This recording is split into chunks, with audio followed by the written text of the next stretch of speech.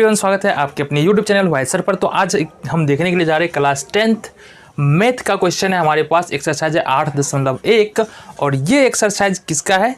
त्रिकोणमिति का। तो त्रिकोणमिति का क्वेश्चन नंबर 7 यहाँ पर हमारे पास है और यहाँ पर देखने वाले हैं किस तरह से क्वेश्चन को हम सॉल्व कर सकते हैं, वो भी आसानी के साथ समझते हुए। ऐसा नहीं है क्वेश्चन सिर्फ सॉल्व करके जाने वाले, हर एक बात को यहाँ पर देखते हुए चलेंगे। तो क्वेश्चन है हमारे पास, यदि कोट थीटा बराबर 7/8 तो 1 plus sine theta 1 minus sine theta बट्टे 1 plus cos theta 1 minus cos theta. पहला क्वेश्चन है। दूसरा क्वेश्चन है कोट स्क्वायर थीटा। इन दोनों का मान हमको यहाँ पर निकालना है। तो कुछ बातों के बारे में यहाँ पर हमको जान लेना है। हमारे पास दिया हुआ है कोट थीटा बराबर 7/8। अब इसका मतलब समझ लो, हमने क्या कहा, यहाँ पर एक त्रिभुज ड्रॉ किया ABC, जिसका एंगल B जो है वो कितना है, 90 डिग्री का है। तो 90 डिग्री का जो सामने वाली भुजा होगा AC, वो हो जाएगा कर्ण यानी कि H। देन हमारे पास हमने कोण C को माना थीटा, तो कोण C को यदि हमने थीटा माना तो थीटा के सामने वाली भुजा हो जाएगा लंब यानी कि P।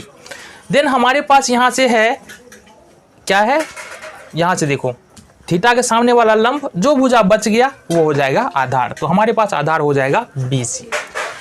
तो इस तरह से हम क्या देख रहे हैं, हम देख रहे हैं यहाँ पर हल की बात करें तो हमारे पास है क्या, ठीक है, दिया है क्या, दिया है कोट थीटा बराबर 7/8, ये दिया हुआ।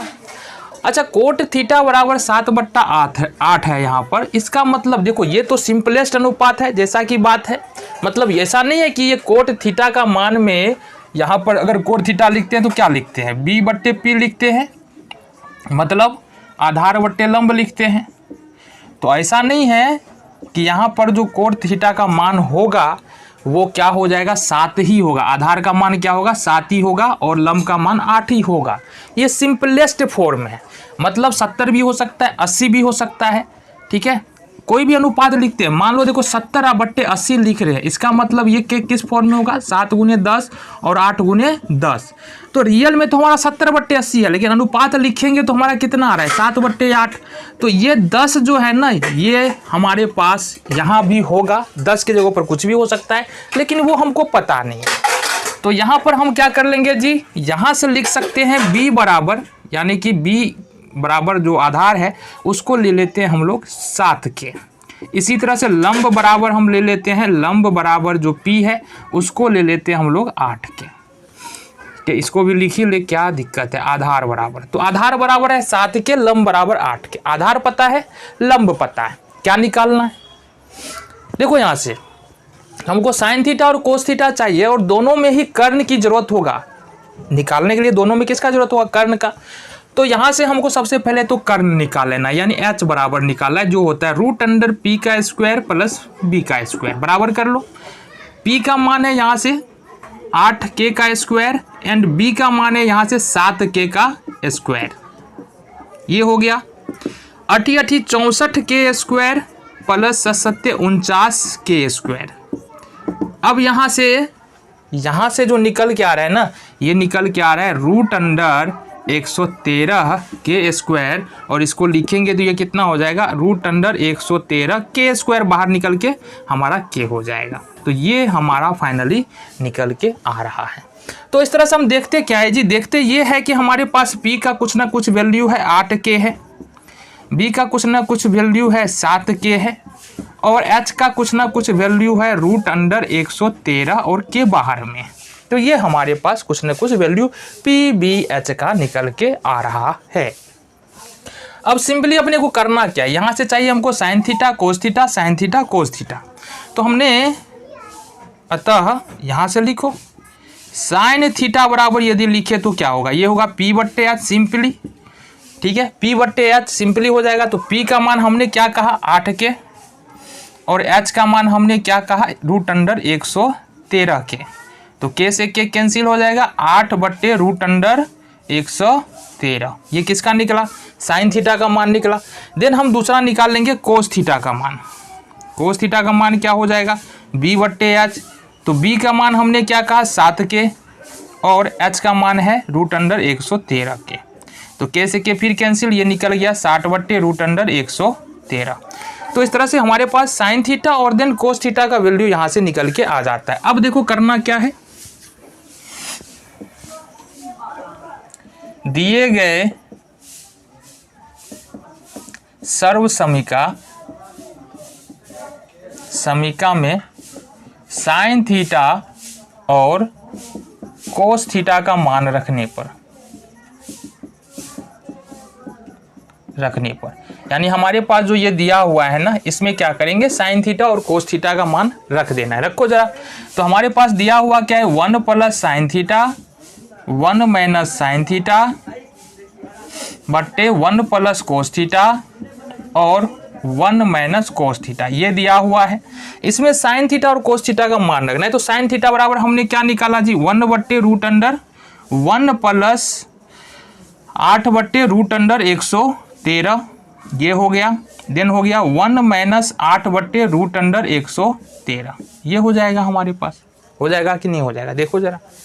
ठीक है, अब यहाँ से देखो ये हो जाएगा 1/कोस थीटा, तो 1 कोस थीटा का मान निकाला है 7/√113, तो लिखेंगे यहाँ से 1 + 7/√113, ये हो जाएगा हमारा 1 - 7/√113, क्योंकि 1 - कोस थीटा है।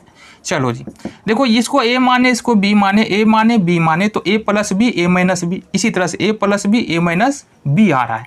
तो कहने का मतलब हो जाएगा हमारा a² मतलब 1 का स्क्वायर - 8/√113 का स्क्वायर बट्टे इसी तरह से 1 का स्क्वायर - 7/√113 का स्क्वायर।